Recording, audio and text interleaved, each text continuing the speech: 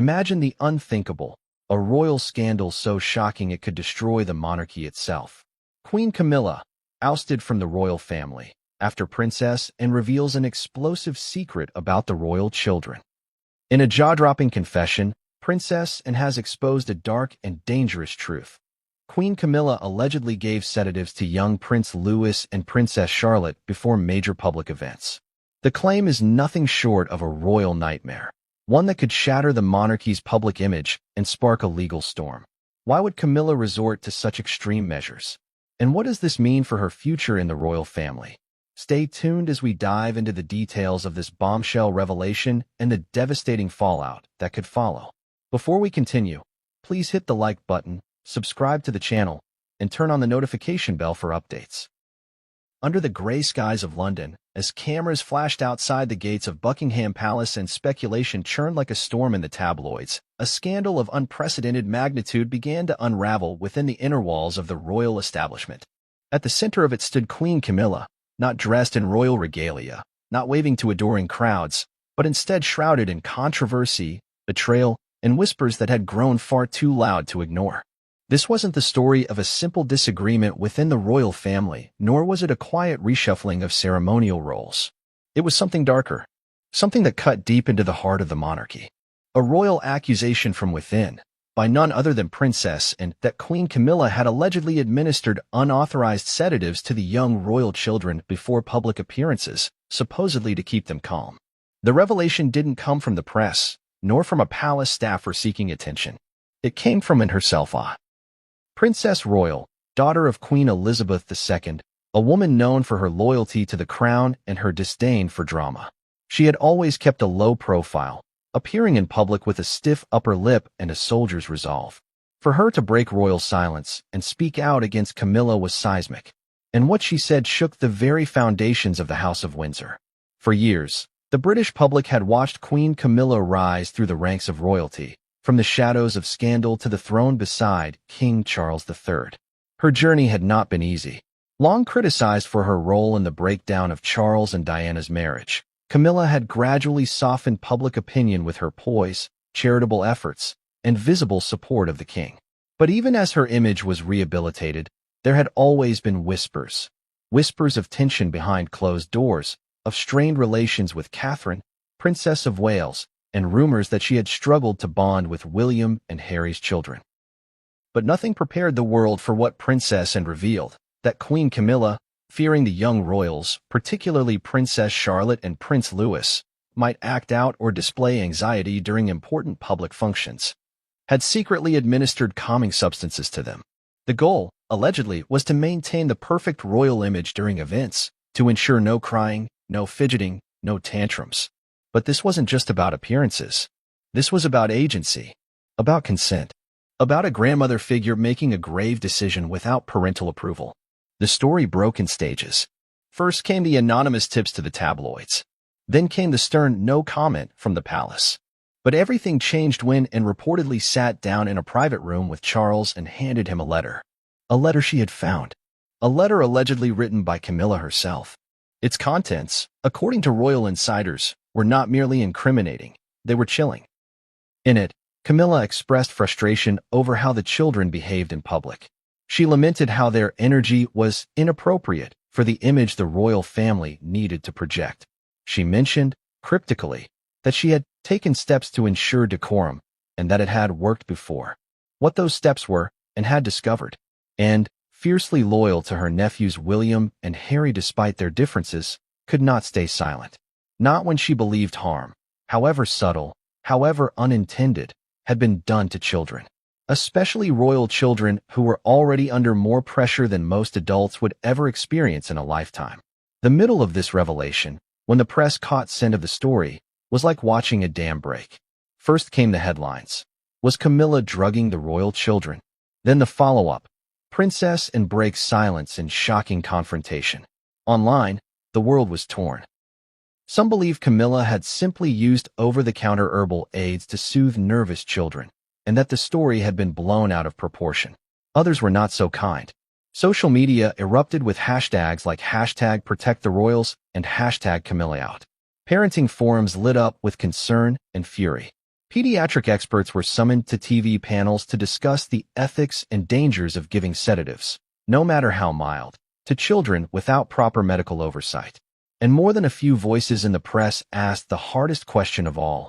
If true, why hadn't King Charles stopped it? But beneath the noise and outrage, there was a more human story unfolding. Inside Kensington Palace, William and Catherine reportedly withdrew from public view for several days.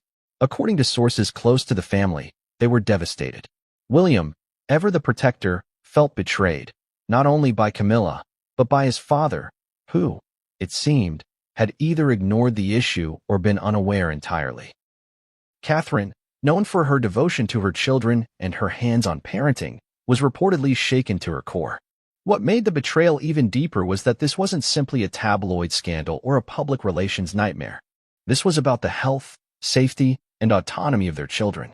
The royal children are more than ceremonial figures. They're real kids, with real emotions, real vulnerabilities. And if it was true that they had been drugged without parental consent, then trust had been irrevocably shattered. As the media storm intensified, the palace was forced to respond. A terse statement was released, claiming that Her Majesty the Queen Consort has always acted in the best interest of the royal family and would never knowingly cause harm. But notably, there was no outright denial. And for many observers, the absence of a clear rebuttal was as good as an admission. Charles, for his part, reportedly called an emergency meeting of senior royal advisors. According to insiders, it was the most heated internal royal gathering since the aftermath of Princess Diana's death. Opinions were split. Some believed Camilla had made an error in judgment but had meant no harm. Others believed she had gone too far, and that keeping her in the public eye would be disastrous for the monarchy's credibility. The end of the introduction is not just about fallout. It's about decision. What happened next would set the course for the royal family's future. Princess, and once called the most underrated royal, had taken a stand not just for her family, but for truth. King Charles, backed into a corner, would now have to decide, protect his wife, or protect the crown. He chose the crown. Camilla, without ceremony, without the usual procession of flashing bulbs or red carpets, was quietly removed from public royal duties. No official explanation was given. No grand press conference. Just silence. But silence, in this case, said everything. And that's where the story truly begins. Because behind that silence, behind those palace walls, are questions that remain unanswered. Who else knew? Was this really the first time? Could it happen again? And perhaps the most haunting of all, how close did the monarchy come to hiding something unforgivable? The grandeur of royal events has always served as a spectacle to the world. Every coordinated wave, every carefully selected outfit, and every choreographed step down those palace stairs is scrutinized with the precision of a microscope. But no element garners more attention or affection than the royal children. Princess Charlotte with her confident grace, Prince Louis with his impish charm, and their older brother Prince George with the quiet composure expected of a future king. These children are more than heirs and spares. They are symbols. They represent continuity, legacy, and the evolving face of the monarchy. In recent years, observers have commented with admiration on how well the children performed during major events. Whether it was Trooping the Color, Queen Elizabeth's Platinum Jubilee, or the solemn moments of the Queen's funeral procession, the young royals stood out, not just for their adorable presence, but for how calm and disciplined they appeared under immense pressure. The British press called them impressively poised. Social media swooned. Parenting magazines praised the Duke and Duchess of Cambridge's parenting style. But what if that image was manufactured? What if those still, well-behaved children standing before the crowds were not simply examples of excellent parenting or natural royal decorum, but sedated? Before Princess Anne ever uttered a word, before the letter allegedly fell into her hands, before the royal family was thrust into crisis, there were signs. Subtle signs. Princess Charlotte blinking a little too slowly. Prince Louis appearing subdued, not in the lively way children typically are, but in a manner that suggested he was fighting to stay awake. During a recent engagement, Charlotte was seen clutching her mother's hand more tightly than usual, her face distant. Louis, who had once drawn headlines for his playful antics and cheeky facial expressions, stood unusually still, his head gently swaying. No one thought much of it at the time. In fact, many dismissed it as simple nerves or the natural reaction of children overwhelmed by cameras and crowds. But in hindsight, those moments are now being viewed with a chilling perspective. Were they under the influence of something they didn't consent to? Something their parents may not have even known about? Prior to the breaking of the scandal, Camilla had started to take on more prominent roles as a grandmotherly figure in the royal family. While technically their step-grandmother, she began appearing more frequently with William and Catherine's children, especially when Charles and Camilla were representing the monarchy at public events. Sources inside the palace had once claimed this was part of an effort to portray a unified royal front. The media interpreted it as Camilla finally being accepted into the family fold after decades of controversy. Behind closed doors, however, the story was not as serene. Multiple palace aides have since come forward, under conditions of anonymity, to describe moments where Camilla allegedly insisted on being alone with the children before major outings. These aides, previously silenced or too fearful to speak, now say they were instructed not to question what Camilla gave the children, even when she carried small bottles of herbal calming drops. One former member of the palace's medical team, who left his position late last year, described an incident where Prince Louis appeared drowsy and slightly disoriented during a rehearsal for a formal engagement. When he voiced concern, he claims he was reprimanded and told, "Her Majesty is handling it." What exactly was she handling? The answer began to surface after an event last spring, when Prince Louis was seen nearly stumbling on the steps of St. Paul's Cathedral. Though brushed off as a child's clumsiness at the time, insiders now believe it may have been the side effects of whatever substance had been administered to him. At the time, Catherine was said to be confused and slightly anxious, repeatedly asking Louis if he was tired or unwell. A few short hours later, he appeared unusually listless during a balcony appearance at Buckingham Palace. The contrast between public perception and internal royal concern couldn't be more stark.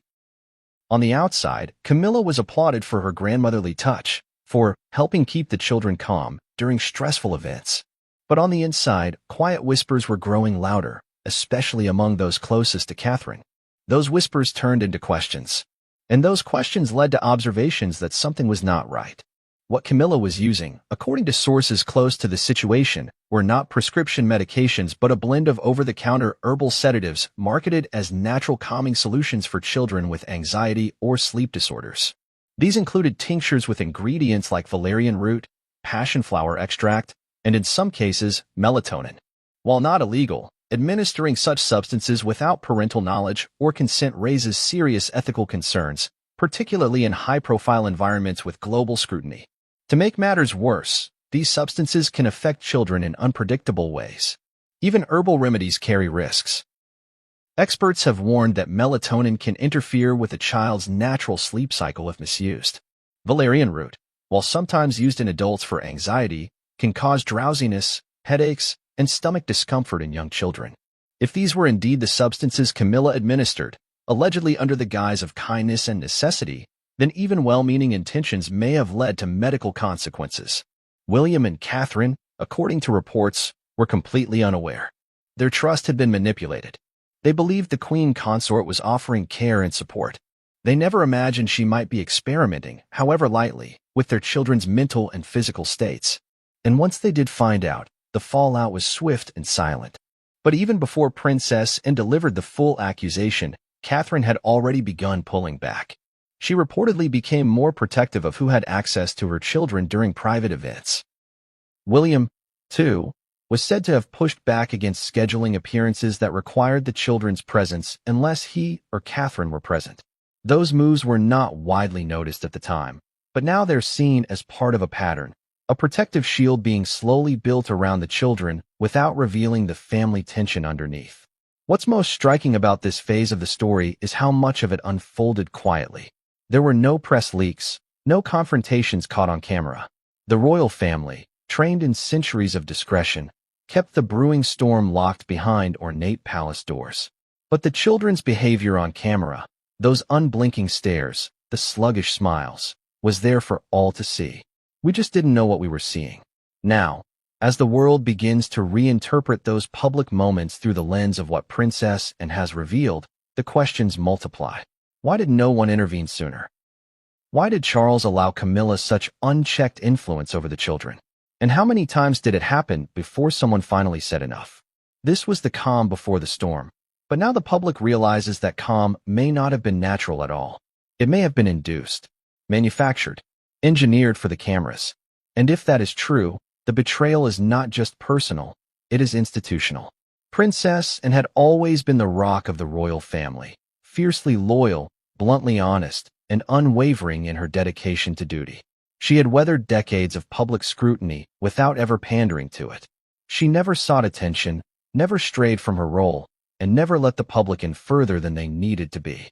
Which is why, when the whispers about Queen Camilla began to circulate within palace walls, it was Anne's voice that silenced every room. Her words didn't come with theatrics. They didn't come with malice. But they came with an authority that not even King Charles could dismiss.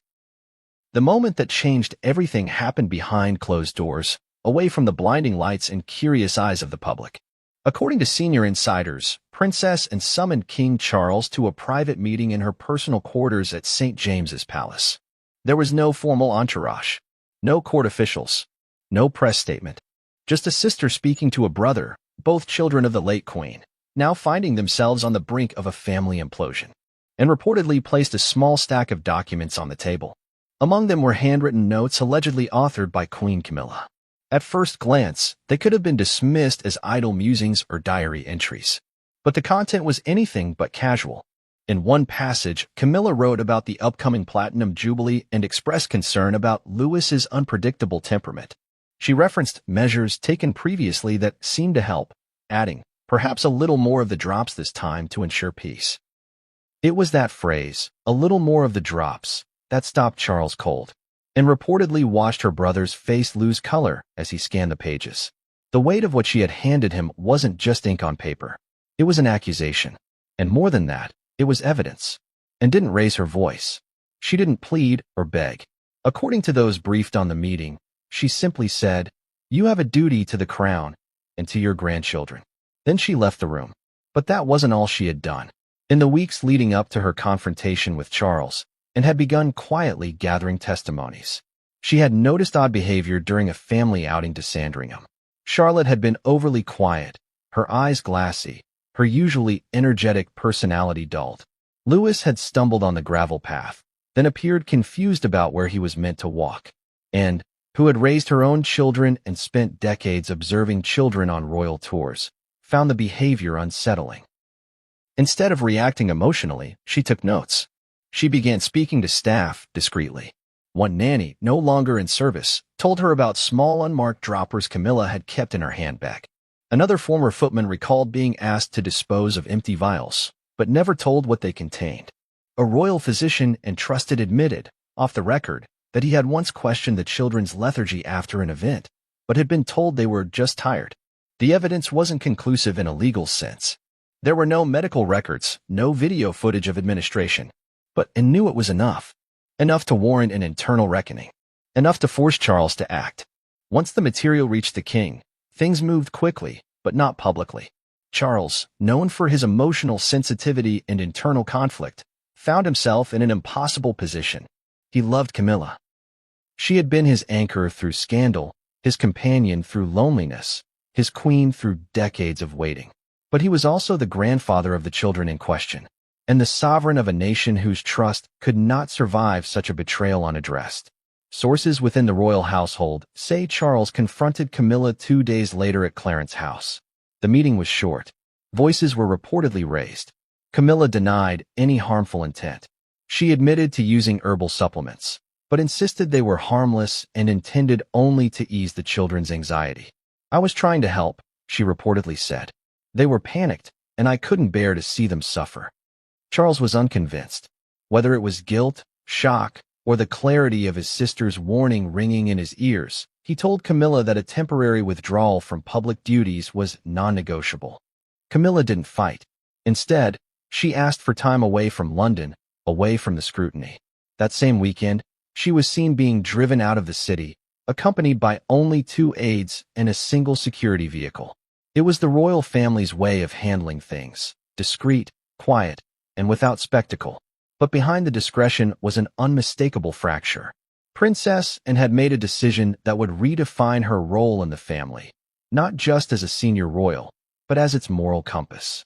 In speaking out, she had gone against protocol, hierarchy, and perhaps even her brother's personal wishes. But she had protected the children. And to Anne, that mattered more than any crown. The days that followed saw no press releases, no public condemnation. But within the palace, a shift had occurred. And stature grew. Staff who had once taken cues from Camilla now turned to Anne. She began sitting in on meetings previously reserved for Charles and Camilla. She reviewed event planning for the children and asked questions about protocol and security.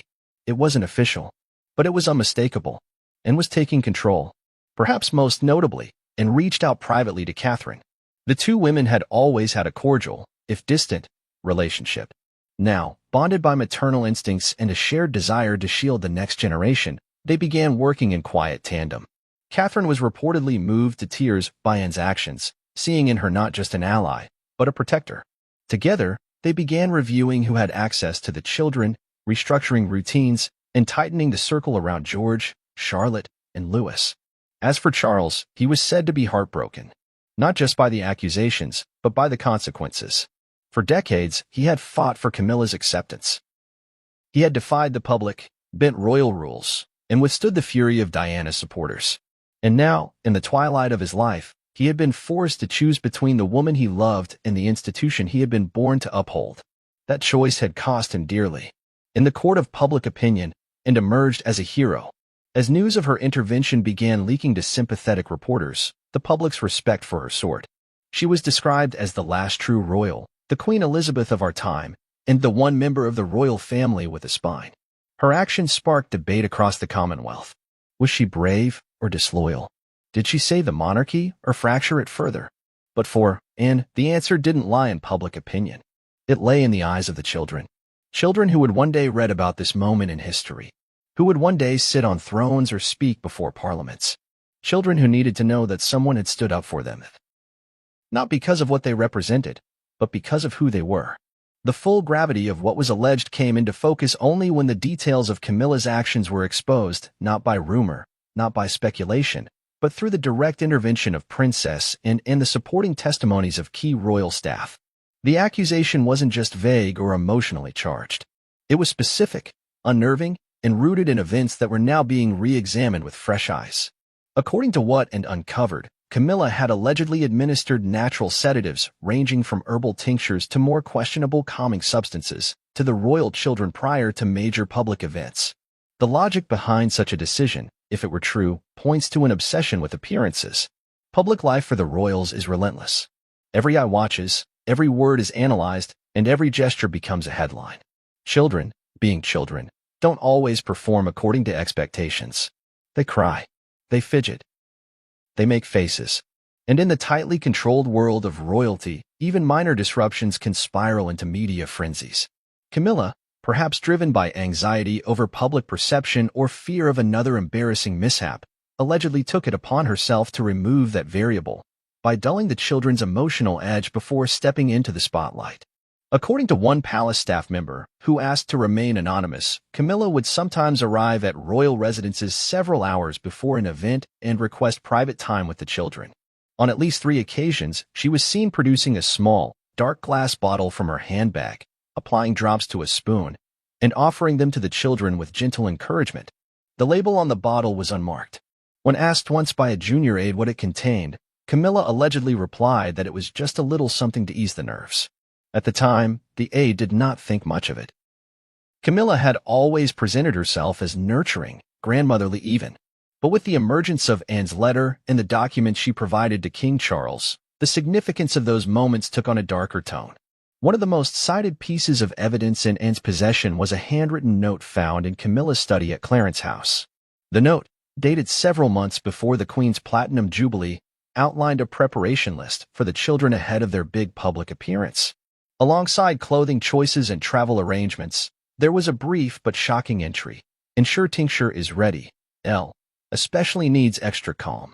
It was the kind of note that, if referring to tea or toys, might seem harmless. But in the context of the allegations, it raised serious red flags. This list was accompanied by a second document, an email draft that had never been sent.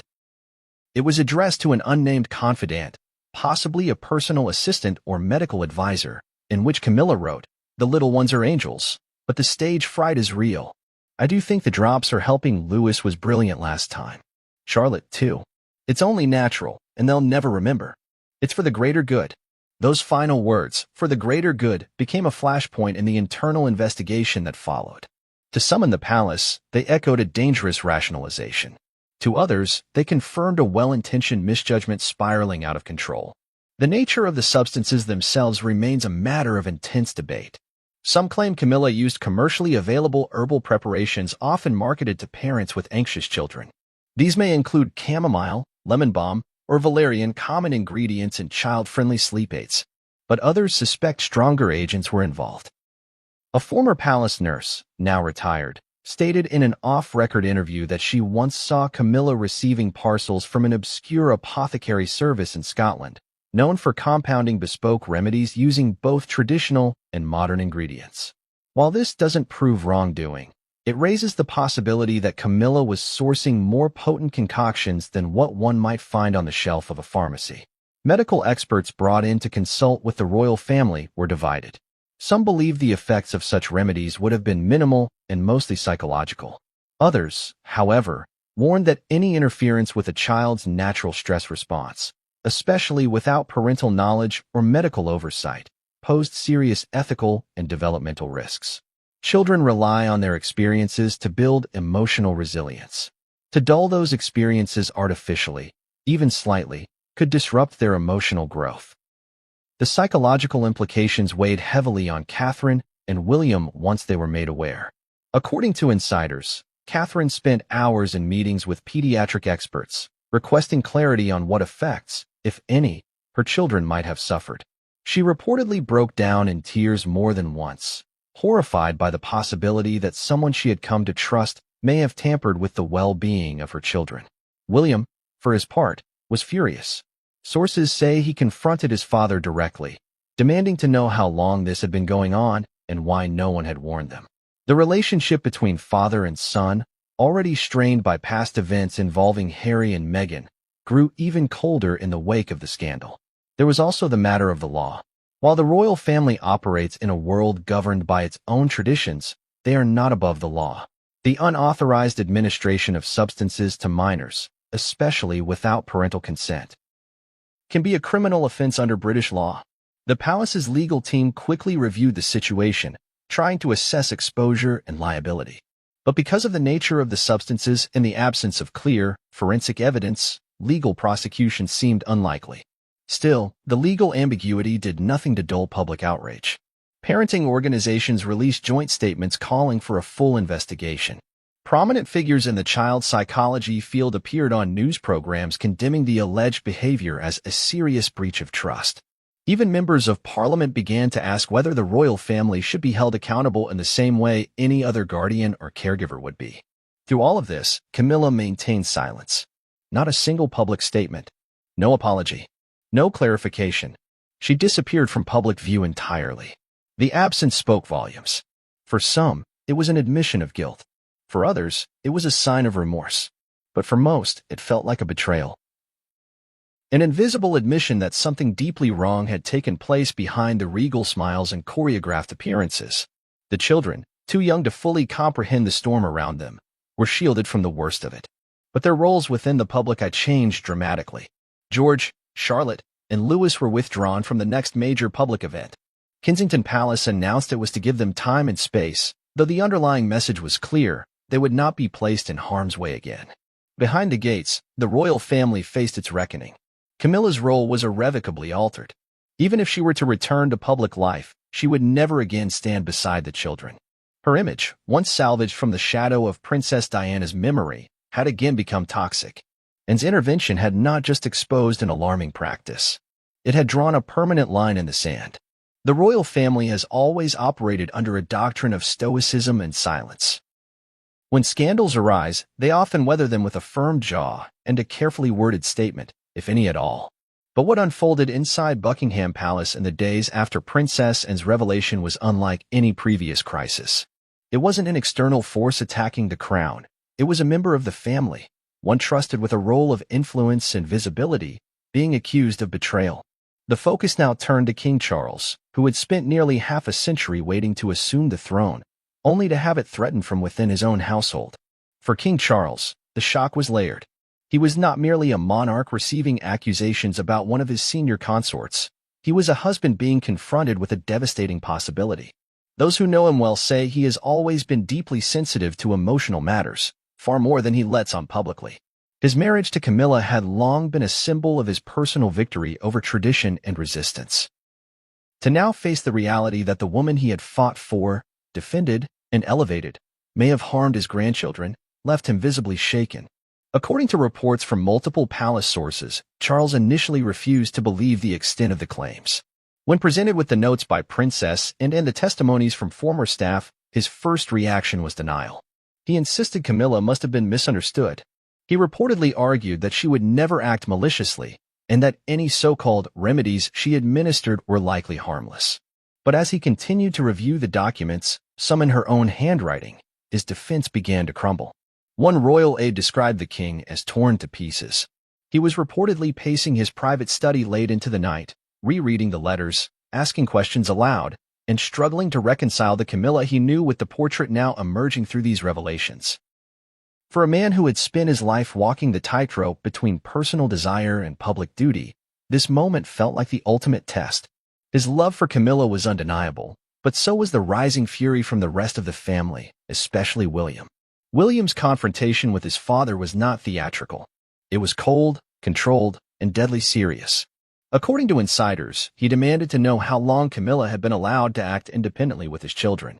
When Charles admitted he had no idea such actions had taken place, William was reportedly stunned. He did not raise his voice. But the disappointment in his tone left an impact. Catherine, too, had a private moment with the king. She had always maintained a cordial relationship with him, and though she had her reservations about Camilla early on, she had made efforts to welcome her into the fold for the sake of unity. Now, that sense of civility had vanished. Catherine's words were described as cutting but composed. She expressed her concern not just for her children, but for the trust that had been broken across the entire royal household. The pressure mounted quickly. Royal advisors knew the story would eventually reach the press. While initial leaks had been contained, journalists were circling. Paparazzi staked out Clarence House and Sandringham. Satellite vans hovered near Windsor. Rumors were swelling online with hashtags spreading across continents. The palace had to act, not just internally, but publicly. But first, Charles needed to make a decision that would echo through the monarchy. Behind closed doors, he met with his most senior advisors. The Lord Chamberlain, the Queen's private secretary, members of the Royal Legal Council. The question on the table was both delicate and volatile. Should Queen Camilla be formally removed from public duty? And if so, how should it be handled? There was no consensus. Some believed a quiet sabbatical would suffice. Others pushed for a full suspension of all ceremonial roles. Still others feared that any public punishment would destabilize the monarchy, already struggling under the scrutiny of a modern world. But it was Princess Anne's voice that reportedly cut through the noise. She insisted that inaction would be seen as complicity, that the children's welfare had to be the top priority, not public relations. Ultimately, the king made his decision alone. Early the next morning, without announcement, a royal convoy left Clarence House carrying Queen Camilla. She was headed to Ray Mill House, her private residence in Wiltshire. There was no fanfare, no goodbye. The queen consort, once at the very center of royal life, had been quietly removed from the front lines. The public would not be informed for days. The official explanation given later was that the queen consort was taking a brief personal retreat to focus on her health and well-being. But inside the palace, the truth was known. Camilla had been removed, exiled in all but name, not as punishment, per se, but as protection. Protection for the children, protection for the crown, and perhaps protection for herself. King Charles did not appear in public for 3 days. When he finally did, during a scheduled charity engagement, he looked pale and withdrawn. His remarks were brief. He avoided questions about Camilla, but body language experts noted a man under immense strain, his usual composure frayed. Behind the scenes, he had ordered a quiet review of all child-related protocols for public events. A new family advisor was brought in, one with a background in child psychology and ethics. The message was clear: The monarchy would not allow such a scandal to happen again. Privately, Charles continued to correspond with Camilla, but the tone had shifted. What had once been love letters and handwritten notes had become distant and bureaucratic. One aide who saw a draft of a letter described it as cold as marble. In it, Charles reportedly told Camilla that while he did not believe she acted with malicious intent, he could no longer support her continued presence in public life, not while questions remained unanswered. Camilla, for her part, maintained silence. Those close to her said she felt humiliated. She believed her actions had been twisted, her intent misunderstood. She saw herself as a calming force in the chaos of royal life, not a villain. But whether or not she believed she did wrong, the consequences had taken root. Other royal family members distanced themselves. Prince Edward and Sophie were reportedly shocked by the allegations. Even Prince Harry, far removed from daily royal affairs, made a rare private call to his brother offering support. Meghan, according to sources, was deeply disturbed by the reports, especially given her own history of struggling with how her children would be treated within the royal fold. The monarchy, for all its resilience, had never faced a scandal quite like this. It wasn't about money, sex, or politics. It was about children. Vulnerable, innocent children who had been placed in the care of a trusted figure and potentially betrayed. The betrayal wasn't dramatic or overt. It was subtle, slow, and hidden under the veil of kindness. The ripple effects of that betrayal moved in silence, but they were unstoppable. A change had begun. And at the center of it all was a man who had finally become king, only to find himself forced to choose between the woman he loved and the future of the crown. In the days following Queen Camilla's quiet removal from royal duties, an unmistakable chill settled over Kensington Palace. While public statements remained vague and controlled, the private emotions inside the households of Prince William and Princess Catherine were anything but. What had started as a storm of whispers had now crystallized into betrayal, and the effects were spreading rapidly.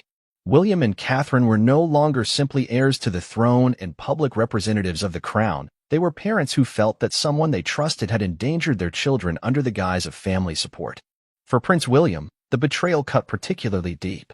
His entire life had been a series of trust fractures, first with the media, then with certain family members, and most notably, the long-standing wounds tied to the loss of his mother, Princess Diana. To have Camilla, a figure already viewed with complexity given her history with his parents, at the center of such a serious accusation, was more than a personal affront. It was a psychological rupture.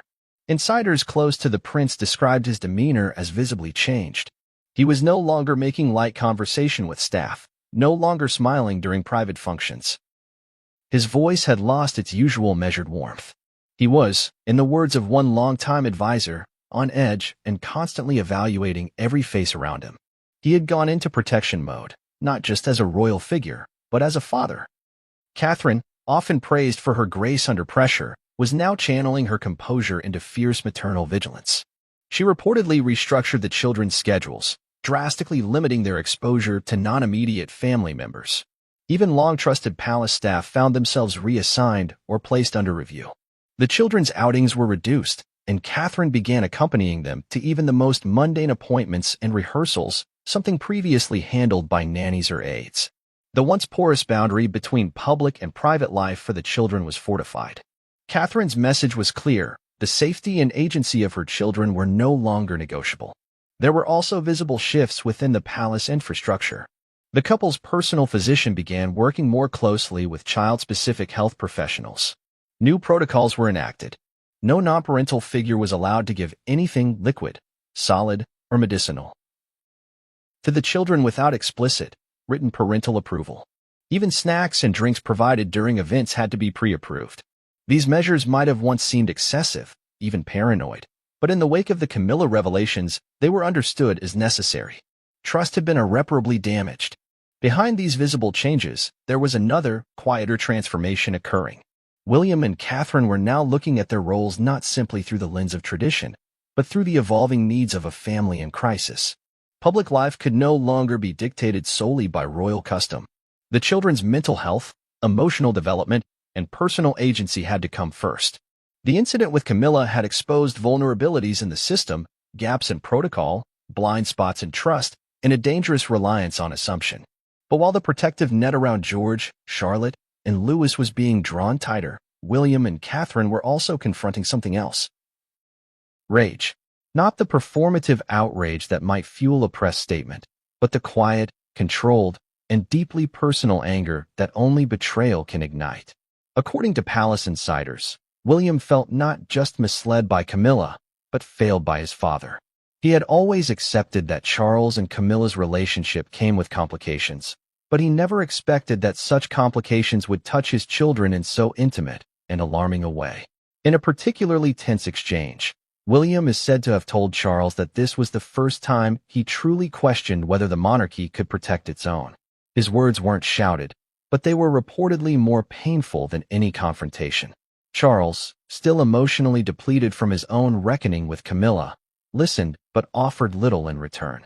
The bond between father and son, already strained in recent years due to various family controversies, now found itself teetering on the edge of estrangement. The family dynamic was shifting in real time. William and Catherine stopped attending certain meetings at Clarence's house.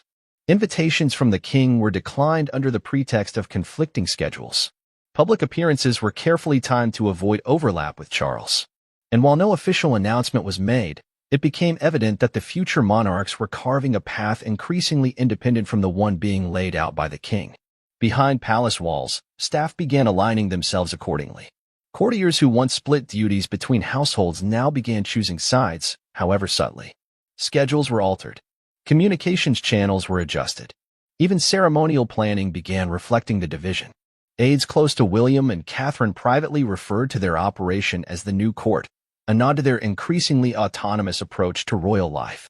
At the heart of this new court was a fierce commitment to transparency and child welfare. Catherine began meeting with child development specialists and pediatric mental health experts, both for personal reassurance and to help restructure the children's upbringing away from the rigid, formal model of past generations. Her goal, according to sources, was to raise George, Charlotte, and Louis not just as future royals, but as well-adjusted, emotionally aware individuals who felt safe and heard in their own home. The betrayal by Camilla, though deeply damaging, had also been a catalyst. It forced a reckoning. It peeled away the layers of ceremony and exposed what truly mattered to William and Catherine, their children's safety, their emotional well-being, and the kind of family legacy they would pass on. No longer was it just about maintaining the image of the monarchy. It was about rebuilding its moral compass. Public reaction mirrored the family's internal shift. While some remained loyal to Camilla, insisting that her actions were being exaggerated by palace intrigue and tabloid embellishment, the overwhelming response was one of support for William and Catherine. Parenting groups praised their swift action. Polls showed a sharp rise in public trust for the couple, with many seeing them as the future of a reformed, more human royal family. Their decision to shield their children, to confront the issue head-on, and to distance themselves from the source of the scandal was seen not as disloyal, but as courageous. Still, the emotional toll was ongoing. Children, even royal ones, are perceptive. They knew something had changed. They asked why Camilla no longer visited, why the rules were different, why Mummy and Daddy seemed more protective than before. William and Catherine, according to insiders, answered these questions with care, focusing on reassurance and love. They told the children that families sometimes go through difficult times, but that their home was safe, and their voices always mattered. In private, the couple knew this incident would follow them for years. It would be a shadow in the background of every future family gathering, every public event where their children appeared. But they also knew that how they responded would define their leadership, their parenthood, and their place in history. As the scandal spread beyond palace gates and into public discourse, the royal household began to experience a fracture that extended beyond family ties. The inner circle, those loyal advisors, private secretaries, and longtime aides who had weathered decades of royal drama, found themselves confronted with a rare moment of reckoning. The issue at hand was not merely an internal family dispute. It was one with profound implications for royal protocol, public trust, and the very image of the monarchy. The question being asked across every marble hallway and under every gilded ceiling was this: who knew? The royal household is not a monolith. It is a network of departments, each with its own duties and ranks, from communications and scheduling to logistics, press, security, and protocol. In the days following Camilla's withdrawal from public life, senior officials began looking inward. Meetings were held under strict confidentiality. Records were reviewed. Schedules from previous events were combed through. The objective was to determine whether anyone within the institution had either actively participated in or failed to report the alleged administration of sedatives to the royal children. What they found was a system that had grown too comfortable with informality in certain quarters. There had been moments, now glaring in hindsight, where junior aides had witnessed behavior that raised questions. Bottles exchanged in quiet corners, instructions delivered by Camilla's assistants that contradicted standard childcare protocols, subtle deflections when questions were asked about the children's condition. Most of these moments have been overlooked as the actions of a well-meaning royal trying to help. One particularly troubling account came from a now-retired royal nurse who described an incident at Windsor Castle. She had been tasked with preparing the children for a family engagement, only to find they were already unusually drowsy upon arrival. When she inquired about their condition, she was told, "Her Majesty has handled it." At the time, she assumed it meant Camilla had simply calmed them emotionally. Now, the memory came back with darker implications. Another account came from a former footman who described a private tea hosted by Camilla a few days before a major royal engagement. The children had been present, and he distinctly remembered Camilla insisting on preparing their drinks herself. He later noticed the children appeared unusually calm during the televised event, so calm, in fact, that Louis, typically boisterous, barely spoke a word. Yet despite these anecdotes, the royal household had no formal complaints or written concerns on record. No one had escalated the issue, perhaps out of fear, perhaps out of misplaced trust, or perhaps out of simple ignorance.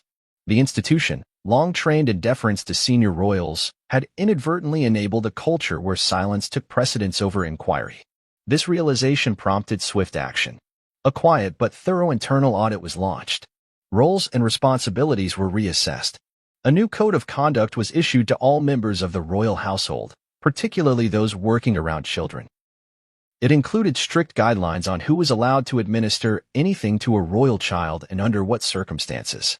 Consent was now required not only from a parent but from the royal medical advisor, who would now be directly involved in any and all health-related decisions involving minor royals. Several aides were quietly reassigned. Some were given the option to retire early. Others were moved to less sensitive departments. No public firings occurred, an expected tactic from an institution that prefers discreet accountability, but the message was clear: the old way of doing things was no longer acceptable. Simultaneously, the palace's communications office faced a crisis of its own. The press had begun asking pointed questions, some of which had leaked from insider sources who had grown uncomfortable with the palace's silence. Why had Camilla disappeared so suddenly? Why was there no formal denial? Was the story true, and if not, why wasn't it being publicly disputed? The palace's usual media strategy, dodge, deflect, and ride out the storm, was beginning to falter. Inside the press office, there was division. Some advisors urged transparency, suggesting a carefully worded statement acknowledging the incident, expressing regret, and promising a new direction for the monarchy. Others feared that even addressing the allegations would give them legitimacy. In the end, a compromise was reached. The palace issued a vague but strategically crafted message, stating that certain routines within the royal household are being restructured to ensure the highest standard of care for all members of the family, particularly the youngest. It said nothing about Camilla, but to the press and the public, the subtext was obvious. Public opinion, already leaning against Camilla, shifted even further. Online forums, talk shows, and print editorials lambasted the palace for what they perceived as an elitist shield around unacceptable behavior.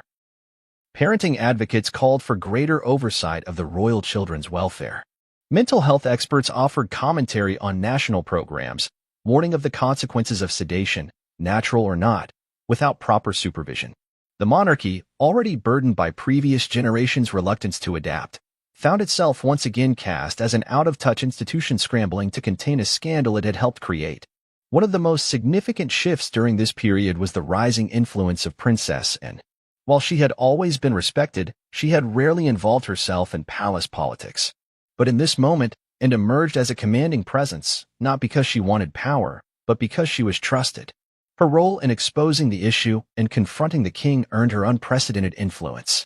She began attending more internal meetings, advising on matters of protocol, and speaking more frequently with Catherine, whose reliance on and grew stronger with each passing day. Together, they worked quietly to reframe the monarchy's approach to family structure. The goal was not to punish, but to prevent. Every new policy and Catherine helped implement centered around a single principle. No child should ever be used to maintain public image at the expense of their autonomy or well-being.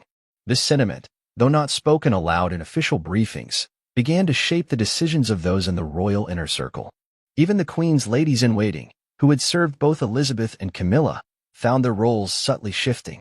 They were reassigned, rotated, or replaced with new aides more attuned to the younger generation's needs and sensitivities.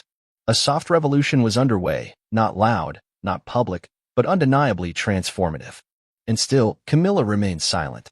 She issued no response to the changes, gave no interview, and made no effort to defend herself. Some interpreted this as guilt. Others said it was the choice of a woman who knew nothing she could say would make a difference. But within the palace, silence is never just silence.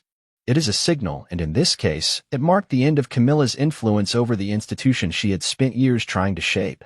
The royal household, once defined by hierarchy and tradition, was becoming something else, something more accountable, more watchful, and more centered on protection rather than performance. The cost had been high. Trust had been broken. Families had been divided. But a new order was forming, and those who remained inside the palace knew they were no longer simply preserving history, they were rewriting it. In the weeks that followed the internal shakeup, the scandal spilled fully into the public arena. It no longer remained the murmur of royal watchers or the speculation of palace insiders. It became headline news. Major networks picked up the story, international outlets began investigating, and talk shows across the globe debated the fallout from the allegations against Queen Camilla. The United Kingdom, already worn by years of royal upheaval, was now watching with a mix of disbelief, betrayal, and anger. What began as a family crisis had now become a national spectacle. The first wave of public reaction came in the form of shock. Many couldn't believe that such an accusation, administering unauthorized calming substances to children, had arisen from inside the royal family.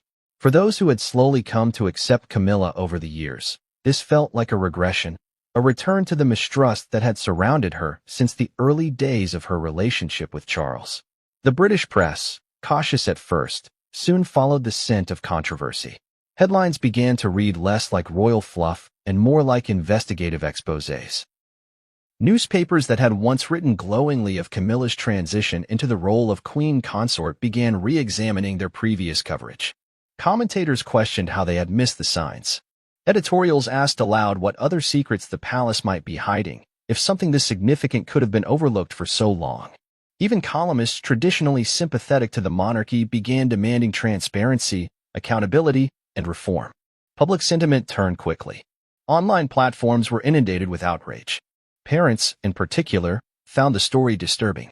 The idea that anyone, no matter how high their station, would administer substances to children without their parents' consent struck a nerve.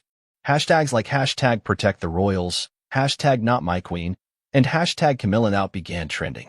Memes mocked the monarchy's outdated rules and opaque decision-making. Petitions circulated, demanding a formal investigation into the incident. Some called for Camilla's titles to be revoked. Others demanded a televised statement from the king himself. And yet, the palace stayed mostly silent. The vacuum of clarity only fueled the fire. With no firm denials, the public assumed the worst. This silence created space for speculation, which in turn created narratives that rapidly gained traction. Whistleblowers, former palace employees, and unnamed sources close to the family began appearing across media platforms.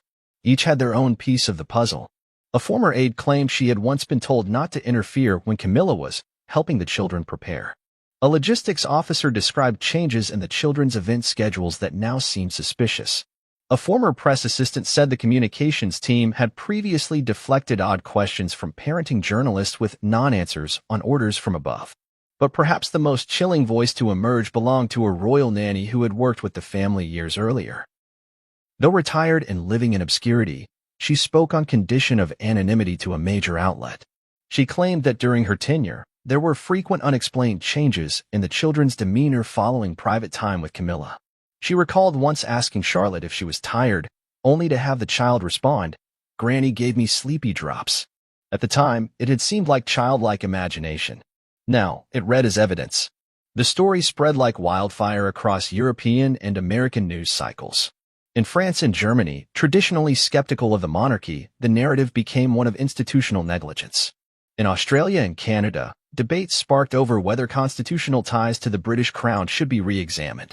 Even in the United States, where royal stories are often treated as celebrity gossip, the story took on the gravitas of a human rights issue. Morning talk shows dissected it. Parenting forums condemned it. Legal experts debated the implications. Back in Britain, the scandal reached the floor of Parliament. During an unrelated session on child welfare policy, a backbencher posed a pointed question to the Minister of State regarding whether royal children were subject to the same legal protections as all UK minors. The minister, caught off guard, offered a cautious answer. All children in the United Kingdom have the right to safe and informed care. The question hung in the air long after the session ended. The Royal Press Office, now under immense strain, issued another carefully worded statement. It emphasized the family's commitment to the safety and well-being of all children involved in royal engagements. It reiterated that recent internal reviews had led to enhanced procedures to ensure consent and transparency in matters of child care and public duties. The statement, however, again failed to mention Camilla by name. This omission did little to reassure the public. Commentators began to speculate whether this silence was deliberate, a strategy to protect not just Camilla but the institution itself. After all, if the palace admitted that a senior royal had overstepped such a fundamental boundary, what else might they have allowed in the past? The media began revisiting old royal controversies with fresh suspicion, framing them in the new context of potential cover-ups and outdated protocols. Protests, though small, began appearing outside palace gates. Groups held signs demanding answers. One banner read, "If it were any other family, they'd be investigated." Another said, "A title doesn't excuse the crime." Some protesters came dressed in black, symbolizing the public mourning of trust in the monarchy. The atmosphere was not one of chaos, but of cold disillusionment. Perhaps most damaging of all was the shift in public opinion regarding King Charles himself. Once celebrated for his resilience and modernity, he now appeared weak and indecisive. His refusal to speak clearly about the matter was interpreted as cowardice. Royal analysts debated whether this silence was due to personal heartbreak or institutional paralysis. Either way, the damage was being done in real time. Meanwhile, Prince William and Princess Catherine experienced a rare phenomenon: unanimous public support. Their protective instincts, emotional reactions, and swift policy changes were seen not just as responsible parenting, but as moral leadership. People began referring to them as the real face of the monarchy. Polls showed surging approval ratings. Their decision to shield their children, restructure their staff, and distance themselves from Camilla was being hailed as a turning point. In private, though, the couple remained focused on their children. They avoided discussing the headlines. They declined interview offers. Their days were filled with routine, schooling, and quiet reassurance. George, Charlotte, and Louis, while too young to fully grasp the scandal, understood that something had changed. The presence of Camilla, once regular, had vanished. The mood in their home was more vigilant, more protective, but also more grounded in care.